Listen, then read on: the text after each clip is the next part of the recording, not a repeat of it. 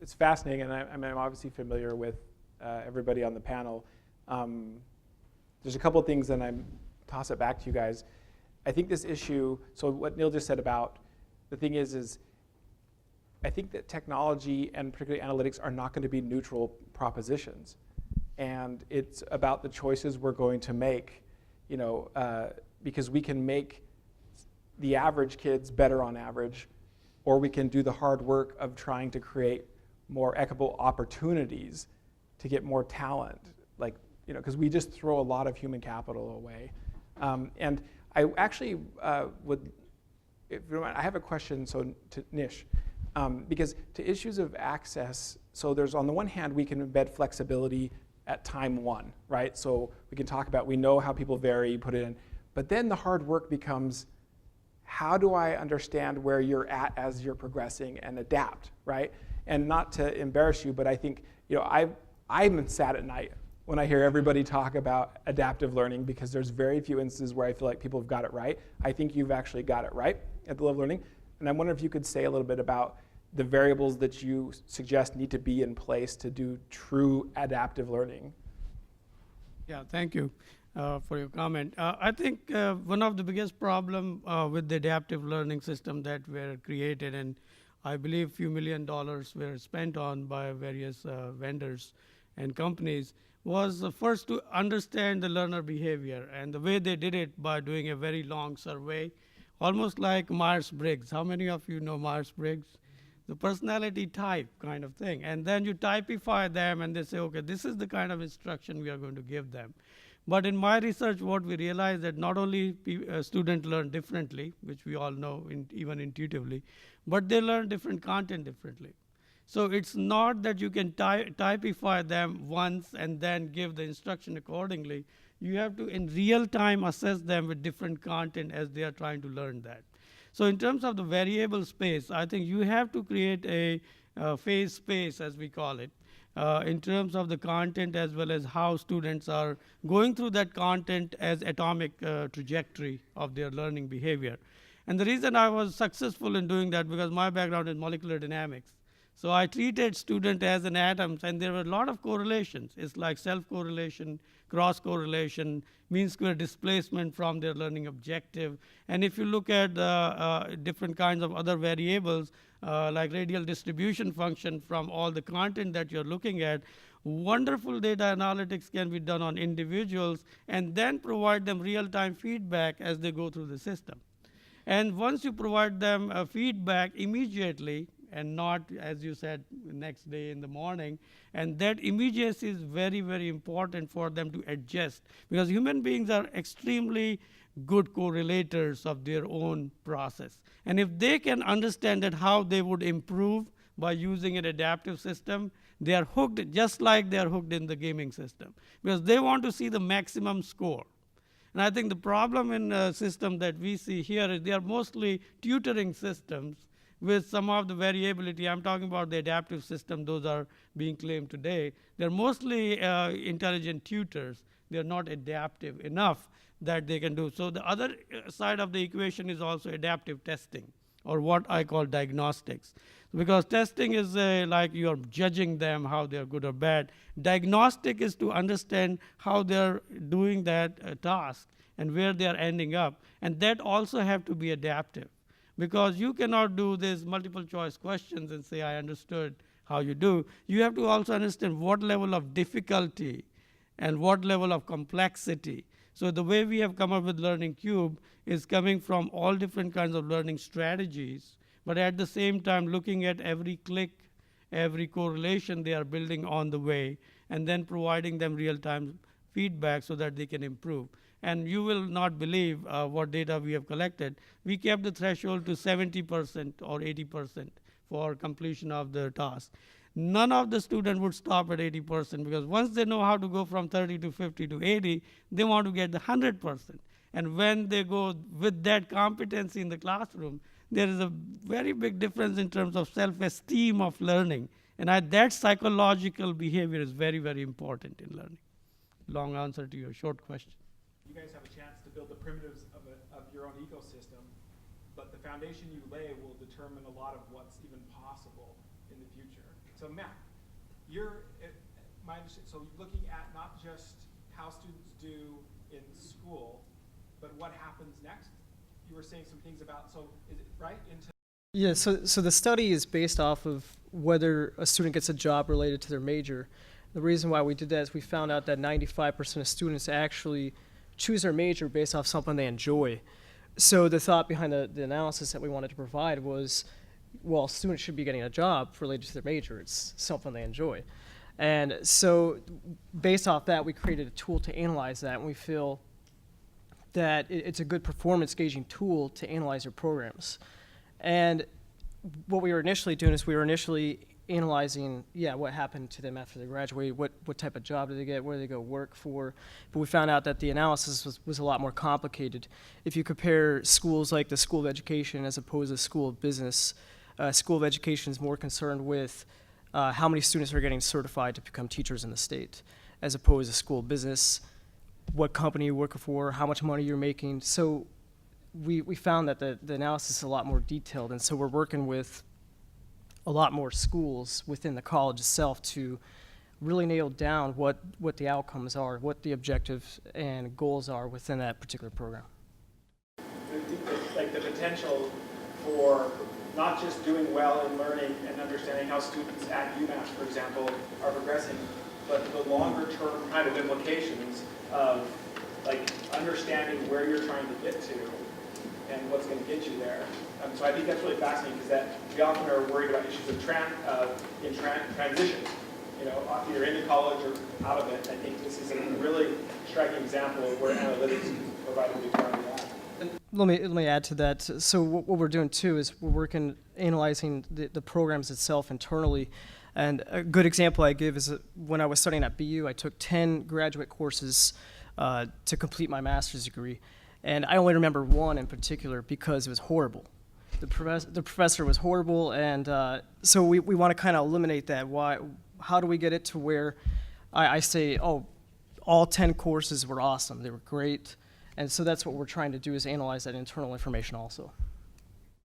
How can startups partner with the new center and all of the work that you're doing to experiment by moving some of your innovation into the marketplace and you learning from that? Well, our company in particular are looking for universities to partner up with. We're always looking to build our products and try to improve it. We don't know everything. We don't know everyone's aspects and what they want to analyze and what's important to their particular position. So we try to work with as many universities as possible to expand that. So we're open to partnerships. Yeah, let me respond to that. William Bra is, they are running Venture Development Center.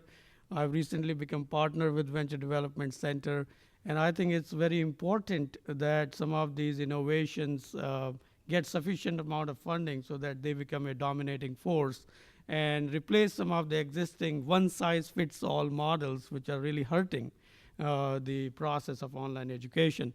And the reason online education is always treated as the second cousin of the on-ground learning, because the systems are one size fits all, and they are not personalized and responsive to the individual needs of the learners. So I think if we combine the innovation with the venture funding, we can go a long way.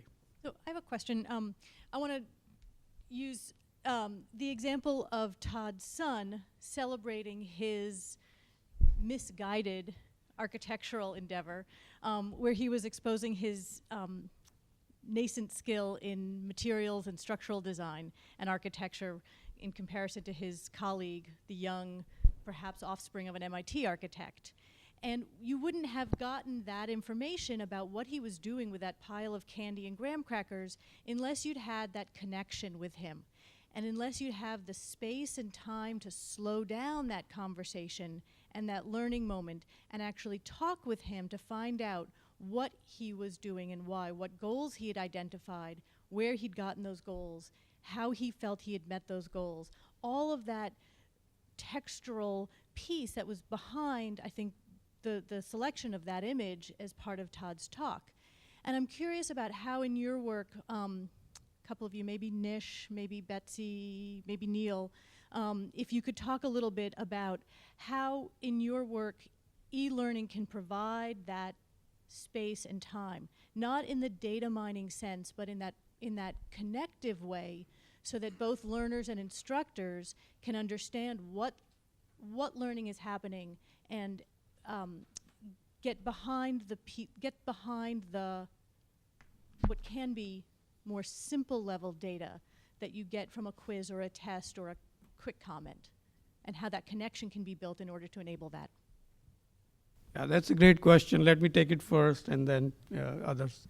Before I start, I want to congratulate Todd for his great work in the variability. And I think that's very important to understand that in the responsive or adaptive system, there's always the data collection on the personalized variability on the learning profile of individual learners. So to respond to your question, I did some research now with Florida Virtual High School, which is K-12. And we looked at the data about the teachers. They were teaching 150 students online. So now think about the teacher-student ratio when we talk about 1 to 12, 1 to 15. And here is a teacher, 1 to 150. So I said, how will they do their job? And the question was, and we applied some of the adaptive learning thinking there on an English 3 literature course. So what would happen is that we will collect data with 5 different learning strategies and how students were doing on daily basis. And that was provided to them as what we call as a front panel that they can see every student. And what they were required to do in Florida Virtual High School is that they have to call every student almost within 2 weeks' time to give the connection with their parents and talking to the kids themselves. So we created a report for them on their desktops where they could see every individual learning profile before they make the call. So that's where they understood between the goal and what the student was actually doing and how their deficiencies or their efficiencies were coming out in a particular learning strategy environment. And the teachers were very ecstatic. They called me and said, Dr. Nish, this is dream report. This is exactly what we wanted to have in order to make a meaningful conversation with the parents and the students. So I think that's where the analytics can do a lot for the teachers to do their job better. And I think that's what I think is, for the first time, we now know how students are learning because they're on a space where every click is recorded. And that kind of unprecedented opportunity was not there earlier. And even today, when you teach in a classroom and after lecture, you do not know what students do at their home and how do they learn. And that model is now changing with very high data analytics on the student learning behavior and teachers having access to that so that they can do their job better. Thank you. Yeah, just to build on that, I think that what I hear is that we need this type of data about learners before we choose instructional strategies. So in this case, it might have been, well, if we knew more about this particular learner in the first place, maybe we would have created a different intervention or put some folks in small groups that, these students are motivated by the candy that they're going to put on their gingerbread house. And these students, maybe they don't get candy, maybe they get another type of reinforcement. So it's again kind of actually implementing that analysis phase of instructional design by getting data like this. So maybe that wouldn't have happened. I don't know how to answer your question in terms of e-learning, but I think having this data up front will allow for better creation of interventions and kind of sort of addresses that time that you mentioned in your question. How do we get the time? Well, if we can get this data rapidly, maybe that will help us reach different learners in different ways. And I guess actually my take on your question is like Todd's son and the context, like how could the computer actually see the context that Todd's son was dealing with, right, and deciding to actually have a different goal. And so some people, particularly when they start talking about intelligent tutoring systems, they think the computer is going to be in charge and actually track everything. And I think it's an awful model. It's a model that actually my advisors at Carnegie Mellon actually created and sold off for millions of dollars. And the university should be excited about innovations and venture capital and all that sort of stuff. But actually, I think actually we're just only touching the surface. The technology is not what's important, okay? And I think actually what the message I get from my teachers, it's all about them getting data quickly, instantly, as they walk around the room with their little iPod, so they can know who to talk to and who actually was having trouble last night. And in fact, even using other technologies like Edmodo, so that they're actually talking to each other about problems they're working on solving. So the technology is never going to be smart enough to be able to actually pick up on actually Todd's son necessarily being able to realize, oh, there's a totally different goal. And so I think actually the message that I think is important is that it is actually the ecosystem you're building up. The technology is, I think, 1/7 of actually the school reform problem. Getting teachers to actually be able to use data to actually inform instruction actually quickly is, as Arnie Duncan is talking about repeatedly, is hard. They certainly can't do it unless we give them some technology. The technology is not the solution. The technology is just an enabler to new types of actually teaching. And the technology isn't perfect and predictive analytics is never going to be 100%. And so it is a small part of it. And just the unanticipated, look at Todd's son coming up with this highly creative solution. That's awfully hard to anticipate in any kind of software analysis. By the way, I think my son ought to meet your son. I would have done exactly the same thing, I'm certain. Speaking of children, I have an example kind of that mirrors Todd's son. And as a parent, I'm looking for resources because you talk about the technology, and I have a 5-year-old, she's a twin. And to me, hearing Todd, I'm like, oh my God, that's my child. That's exactly what it is. So an example that I can give you is they had asked her a question about, I'm something to play with. I'm round and bouncy. And immediately she's like, oh my God, it's a trampoline, silly. And she wasn't incorrect. It just wasn't something that the average person would pull out. You know what I mean? So it's like, as a parent, technology is a great tool because I can put her on YouTube and she can, there's these small institutes that help children learn all types of different, classes and things, and she excels in that area. But her way of thinking to get to that process is something that I can't explain. So as a parent, what resources could you tell us about? I'd like to just say something if you don't mind. There's going to be this tension, right? So it's your kid, and there's an immediacy to that that's important.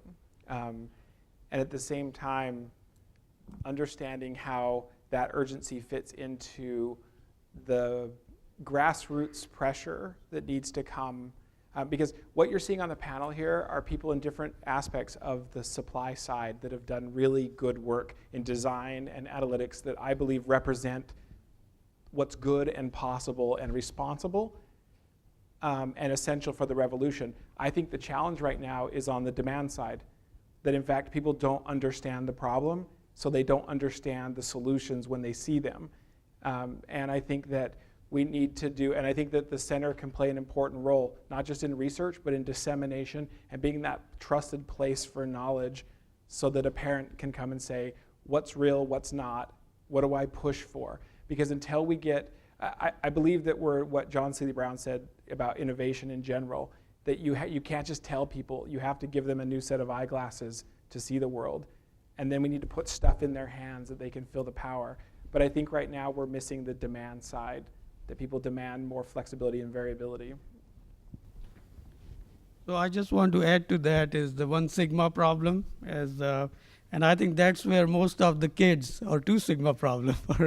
So the old thinking, which was done in 1958, and I read the original Bloom's taxonomy and what the Bloom had talked about, the 1 sigma and 2 sigma problems, and few other people at the same time.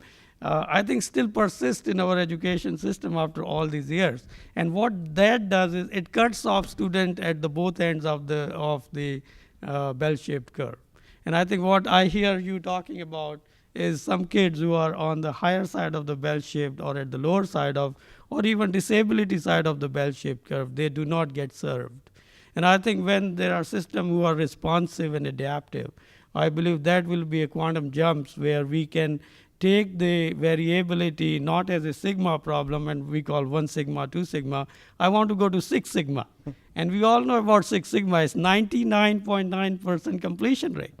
And I think that's where our success is going to be measured when we do not have people who are with disability are left out. And I'm doing some work, and hopefully with the UMass system, and we will be having some meetings to see how adaptive system can provide a avenue for disability people, students, this equal opportunity that they can excel. And what I have found in my research that the student with disability, not only hearing or vision impaired, but autistic as well as Asperger or dyslexic, they are extremely smart kids. They just learn differently. So that's why I bring this point, because if your daughter learns differently, she may not be well served by the current system. And this is a major red herring. I mean, this is a major thing that we need to address today, that there are students with different personalities, different needs of learning, and we have to address all of them. Thank you. I just have a question for the group. How many instructional designers are there in the house by a show of hands? Because I'm going somewhere with this. Okay. Now, I buy when you say, Todd, the design has to be a part and parcel with the analytics. But not having a background in the data mining that at least 4 out of 5 people up there have, I'm sitting there thinking, well, if I'm Betsy, if I'm everybody else out here, I get it. I get when you say if Blackboard isn't giving you back your data, that's important and you need to work with that. But on a day-to-day basis as a designer, what do I do now? How do I get into this game? Who do I work with? So I want to say one thing in terms. I actually think the designers are in more control than they think they are. That in fact, that what you're getting right now is ready-made back-end analytics that we're selecting signals for different purposes. You know, and then when they're misaligned, you get okay data or whatever results. But what I would suggest is, rather than, I mean, it's nice to start learning about new fields and stuff like this, but think through what it is that you think is worth collecting. You know how you're designing, you know those, I mean, Betsy talked about, I mean, you don't want to wait till the end of this thing, but you know you do certain instructional elements, not necessarily because they correlate with huge long-run outcomes, but maybe they have more important short-term gains in the learning experience. But starting to think about what kind of data do you really wish you had available to yourself? Because right now you have the moment of actually designing the back end rather than having to take it in pre-made. So maybe I could respond to that, because I think it's really important for you. So, because like I don't think the data analytics is very hard, by the way. Like we're looking at us like we're some smart guys or something, but data analytics is not actually all that complicated. What's harder to do right, and for you guys to get right, is making sure that you have a system that you can run your own experiments in. Okay, meaning, you know. We don't know what works, and none of you actually know really what is the best thing to do every day when you get up before class. And I'm making it up on the fly when I'm teaching my artificial intelligence class. Meaning like we're experimenting on children all the time, and we should stop being squeamish about it. Okay. The problem we're having in this country is that we're experimenting on them, but we're not doing it in a randomized controlled manner, so we find out what works. We just move from fad to fad in this country, and ed reform looks like this. And what's really important is for you guys to be able to actually, you know.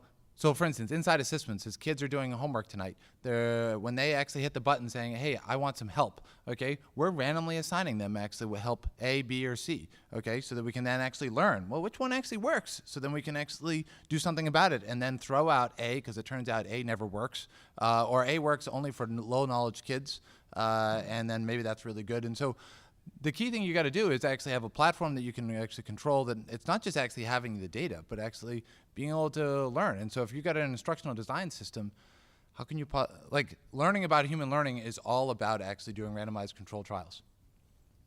Just to add to that, I think platform you do need, but from the instructional design perspective, I think you cannot a priori understand who is going to be what kind of learner. So it's important that we create a pedagogical framework. And within that framework, you provide the simplest to complex instructional models, and we have come up with 5 of them. You can have hundreds of them, let's say 10 of them. And then what you can do, provide those elements in the system, and based on the real-time data analytics, you can move students from one instructional design sequencing to another one until you find the one which works for them. And that's what the adaptive system have to have, is a pedagogical framework. And I do believe that it's not about technology, it's about the pedagogy. It's about the learning. And I think that's what we forget most of the time, that the technology takes over and the learning becomes a side issue. We have to start with the pedagogical framework, and that's one thing I do not find in technologies which are out there claiming adaptive, is that they lack the pedagogical framework. Because they are designed by the software engineers, not by the educationalists like us. And I think that's where instructional designers can be of major help to us to identify those different instructional models, which should be part of the system and responsive system so that you can change in real time. Do you guys realize the state of ours, Massachusetts and Ohio, actually have a combined bid for every kid in Ohio and Massachusetts for their instructional support system that actually, and WPI is responding to it because Commissioner Chester came to WPI and looked at what we were doing. It was like, this is what we need. But actually, when you look at the request for proposals that's out there, due 7 days from now, is actually a request for actually pieces of software that actually allow you to just put information in, like here's questions. No overall arching framework on actually how do we actually learn what works. What we really need to do, and certainly if the Massachusetts Department of Education is doing this at scale, is they need actually people that can actually help them and software that actually can learn what works. I'd say, the technology is an enabler, but it's also a barrier. How do you create a tool where it's catered to, different types of people? You have teachers, deans, students, parents. So that's the challenges, I think, in technology that we face when we're building these tools is how do we make them easy enough where you're going to use them? I see countless times where a tool's created and it provides great analysis and great use, but people don't take the time to learn it because it's too difficult to use. And so that's something we're trying to overcome in that world. In our case, hear so often from the accreditation agencies, okay, you've measured this to some extent, you've done some assessment, now tell me what you've done to integrate it back to, and the phrase they love to use is close the loop, right? Certainly nothing to do with technology, but something that, at least in our area, schools don't really do very well. Instructional designers can help you close the loop because that's what we've done. It's, our instruction is supposed to be designed based on data, based on what we know about the learners and the context. So we're already used to doing this. We just have more tools available to us. So I'm glad to hear the call for providing, helping pedagogical experts helping you, and I hope you come to us and we will be reaching out to you to make sure that we've been doing this for a really long time and I think we can help. We just have more data. So. Great. Well, we are running short on time and we want to respect everybody's time. I want to close by saying when I was putting the panel together, I assumed that we didn't have a lot of expertise in learning analytics at UMass Boston. And here's what I found. Our College of Management has been in the business intelligence game, and that learning analytics really borrows from the field for its methods of business intelligence. And I found that our institutional research arm is using similar methods and is a real wealth of information on how to do it. It turns out that it's not that we aren't doing it or close to being able to do it. We're just not applying it to the questions that the instructional designers and the teachers in the classrooms are confronting. And so I really think Todd's onto something when he says that we're primed, we're ready to go.